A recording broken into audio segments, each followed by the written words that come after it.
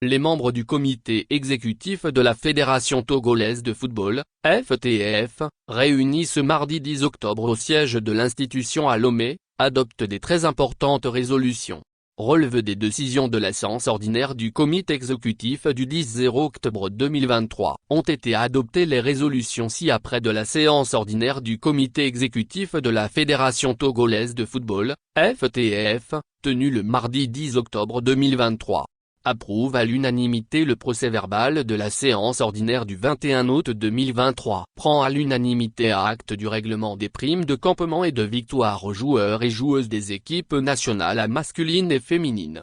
Approuve à l'unanimité le budget d'organisation des championnats nationaux de première, deuxième, troisième division, D1, féminine et coupe, saison sportive 2023-2024, évalué à 800 millions francs CFA dont 173 millions attendus de l'État togolais. La FTF devrait apporter les 627 millions francs CFA complémentaires avec l'appui des éventuels partenaires et sponsors.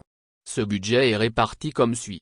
Première division D1, 297 millions FECFA. Deuxième division D2, 151 millions FECFA. Troisième division D3, 65 millions FECFA. D1 féminine, 92 millions FECFA. Compétition de jeunes, 20 millions FECFA. Coupe, 50 millions FECFA. Super Coupe, 5 millions FECFA. Matériel et divers, 120 millions FECFA. Approuve à l'unanimité les règlements saison 2023-2024, notamment les règlements des compétitions, les règlements généraux et le code de discipline.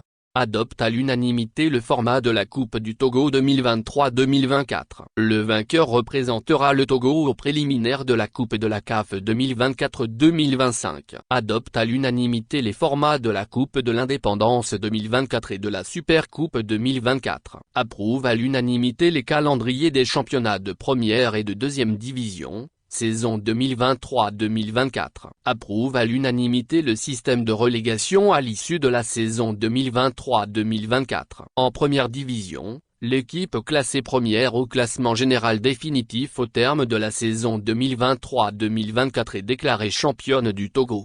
Les équipes occupant les 4 dernières places au classement général sont reléguées en D2. En deuxième division, les deux clubs classés premier et deuxième à l'issue des play-offs accèdent à la première division, D1. Les clubs classés à la dernière place de chaque groupe à l'issue de la phase de poule du championnat sont relégués en division inférieure.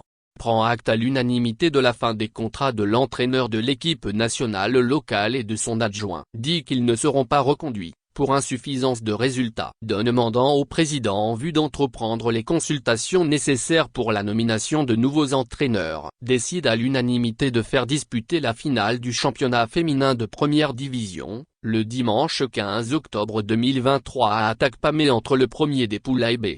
Décide à l'unanimité que le championnat féminin de D1, saison 2023-2024 sera disputé par les sessions féminines des clubs de D1 et de D2 sportivement qualifiés.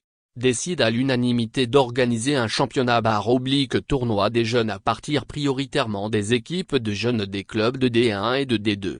Recommande aux ligues régionales d'organiser le championnat féminin devant permettre de mettre en place la deuxième division nationale.